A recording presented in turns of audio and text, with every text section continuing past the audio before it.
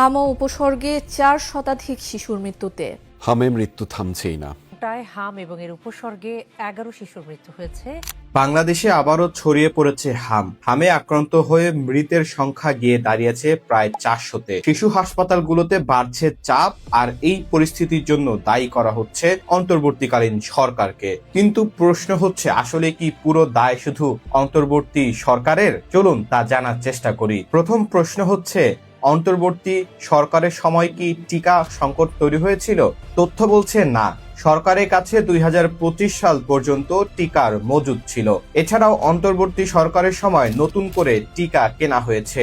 বর্তমানে যেসব টিকা ব্যবহার করা হচ্ছে তার বড় অংশই সেই সময়ে কেনা। মূলত সরকার ভবিষ্যতে ওপেন টেন্ডারের মাধ্যমে কম দামে টিকা কেনার পরিকল্পনা করেছিল, কারণ তারা দেখেছিল ইউনিসেফের পরিবর্তে জাতিসংঘের অন্যান্য সংস্থার থেকে টিকা কিনলে আরো কম দামে পাওয়া সম্ভব। কিন্তু এই পরিকল্পনার কারণে চলমান টিকাদান কার্যক্রম বন্ধ হয়ে যায়নি। তাহলে প্রশ্ন হচ্ছে, যদি টিকার ঘাটতি না থাকে তাহলে হামের প্রাদুর্ভাব কেন বাড়ল?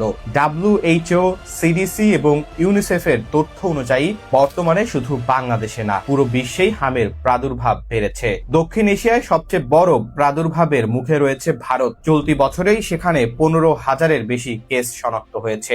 যুক্তরাষ্ট্রে ২০২৬ সালের প্রথম ৪ মাসেই প্রায় ১৬০০ মানুষ আক্রান্ত হয়েছে, যা গত ২ দশকের মধ্যে দেশটিতে সর্বোচ্চ। টিকাদানে অনীহার কারণে যুক্তরাজ্য ও ইতালি তাদের হামমুক্ত মর্যাদাও হারিয়েছে। অর্থাৎ এই সংকট শুধু বাংলাদেশে না, কোভিডের পর পুরো বিশ্বেই ভ্যাকসিনেশনের রেট কমে যাওয়ার প্রভাব এখন সামনে আসছে। বাংলাদেশ নিয়েও আরেকটি বড় বিতর্ক তৈরি হয়েছিল বর্তমান স্বাস্থ্যমন্ত্রী মোহাম্মদ সাখাওয়াত হোসেনের বক্তব্যের পর থেকে।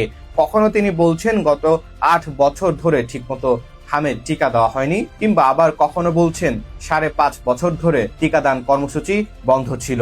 এরপর ওয়েবসাইটে ৫৯.৬% টিকাদানের একটি তথ্য সামনে আসে, যা দেখে অনেকেই মনে করেন বাংলাদেশে ইপিআই কার্যক্রম ভেঙে পড়েছে। কিন্তু পরে ইউনিসেফের পিবিআই বিশেষজ্ঞ সারোয়ার আলমের তথ্য এবং ফ্যাক্ট চেক অনুযায়ী জানা যায় ওই তথ্য ছিল অসম্পূর্ণ।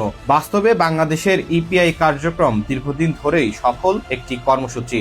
বেশিরভাগ বছরেই টিকাদানের হার ছিল ৯৫%-এর উপরে। শুধু করোনার মহামারীর সময় এবং সাম্প্রতিক কিছু সময়ে সেটি কমে যায়। আরেকটি গুরুত্বপূর্ণ বিষয় হচ্ছে মাঠ পর্যায়ে সংকট। অন্তর্বর্তী সরকারের সময় জুড়েই স্বাস্থ্য সহকর্মীরা একাধিক আন্দোলন ও কর্মবিরতি করেছিল, ফলে কয়েকটি ভ্যাকসিনেশন রাউন্ড ব্যাহত হয়। সংবাদ মাধ্যমেও দেখা যায় স্বাস্থ্য সহকারীদের কর্মবিরতির কারণে টিকা সেবা বন্ধ ছিল। বর্তমানে হামে আক্রান্ত হয়ে মারা যাওয়া শিশুদের একটি বড় অংশের বয়স ৯ মাসের কম।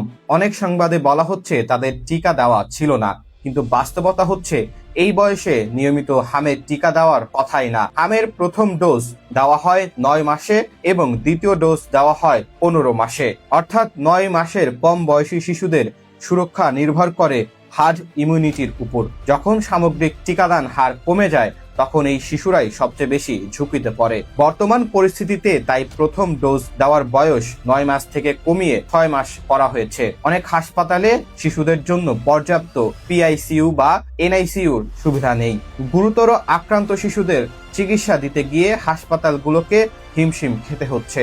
এছাড়াও ইউনিসেফ আরেকটি বিষয়কে গুরুত্বপূর্ণ কারণ হিসেবে চিহ্নিত করেছে ভ্যাকসিন বিরোধী মিস ইনফরমেশন। সামাজিক যোগাযোগ মাধ্যমে টিকা নিয়ে ভুল তথ্য, ভয় এবং গুজব ছড়িয়ে পড়ায় অনেক পরিবার শিশুদের টিকা দেওয়া থেকে পিছিয়ে গেছে। তাহলে প্রশ্ন হচ্ছে, এই পরিস্থিতির জন্য আসলে দায়ী কে? শুধু অন্তর্বর্তী সরকার, নাকি এটি বহু বছরের জমে থাকা সংকট, বৈশ্বিক প্রভাব, স্বাস্থ্য ব্যবস্থার দুর্বলতা এবং টিকা নিয়ে ছড়িয়ে পড়া ভুল তথ্য, সবকিছুর সম্মিলিত ফল?